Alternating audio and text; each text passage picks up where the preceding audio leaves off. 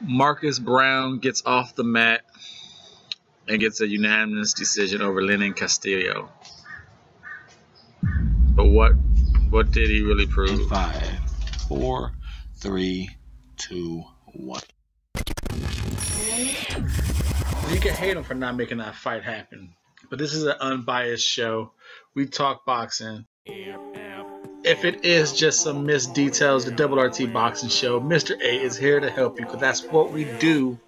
We talk that boxing, spit that fire on the internet, dragging on the net, hashtag dragging on the net. You know, follow me on at Twitter at RRTB Show. Double RT, the Double RT, the Double RT Boxing Show with Mr. A.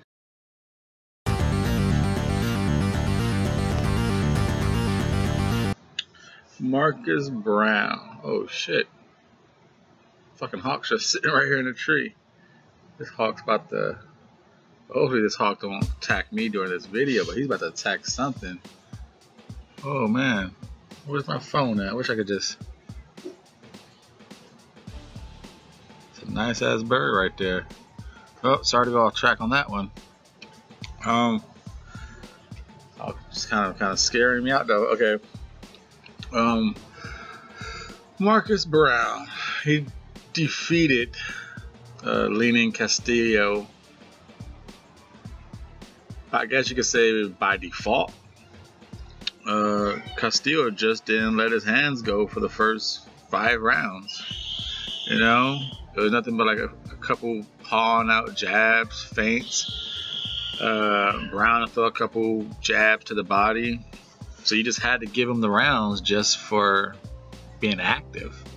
And then when they did decide to exchange punches, Castillo knocked Browne down. You know, caught him with a left, right. I mean, I should say it was a right straight, then a left hook, then a right straight and a left hook. And the second one got him behind the head. Like the first one, they both connected. Right, boom, the left connected flush. Then he did it again.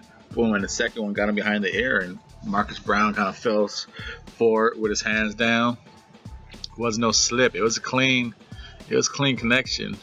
You know, I'm just keeping my eye on this damn bird, man. Now he's starting to look at me. You know, yeah, he's looking dead at me. And being that Marcus Browne, I think he's ranked number 2 by the IBF, or what was it? I know he's number 2 in the WBO, and number 2 in the WBA. Is it? Because I don't want to say, oh, it was a 7th month layoff. That don't mean shit, you know, because the average fighter fights what, 2 times a year, just 6 months layoff. Extra one ain't gonna do that much of a damage. It just, where are we at here? Marcus Browne, number 2 by the WBC, number 2 by the WBA, number 10 by the IBF. Okay, maybe they might see something that the rest of the world ain't seeing. Number 2 by the WBO. And judging on last night's performance, man, I didn't see no number 2 performance. You know, it's considering, see, that's the problem. These guys are facing, everyone's trying to take an easy route to a championship belt. You got number 1 Anthony Yarde. Looks the part, looks clean, looks good. I'm a fan of him. But just being a boxing fan, who the fuck has he fought in this top 15 to be number 1? You know, you could only fight, to me, you could only fight so many people that's not in the top 15 before you get to number 1. I could see Marcus Browne and Anthony Yarde being maybe somewhere in the bottom half, maybe anywhere from 10 to 15 or 7 to 12. But number 1 for Yarde, who the fuck has he fought? Has he fought a Mike Lee, Sean McGanahan, a Dominic Bosel, a Damian Hooper, you know? Elder Alvarez, Bottle Jack, Joe Smith, Marcus Browne. At least you could say Marcus Browne fought Sean Monahan. You know, Joe Smith. These guys should not be getting these high rankings and not fighting these people. But that being said, you gotta remember Marcus Browne. That was supposed to be Marcus Browne in there with Kovalev, but some personal shit fucked that fight up. And then number 8, Elder Alvarez stepped up. Oh shit! There's that. You hear him? There's that bird. So, considering it's a whole new shakeup in the light heavyweight, Alvarez.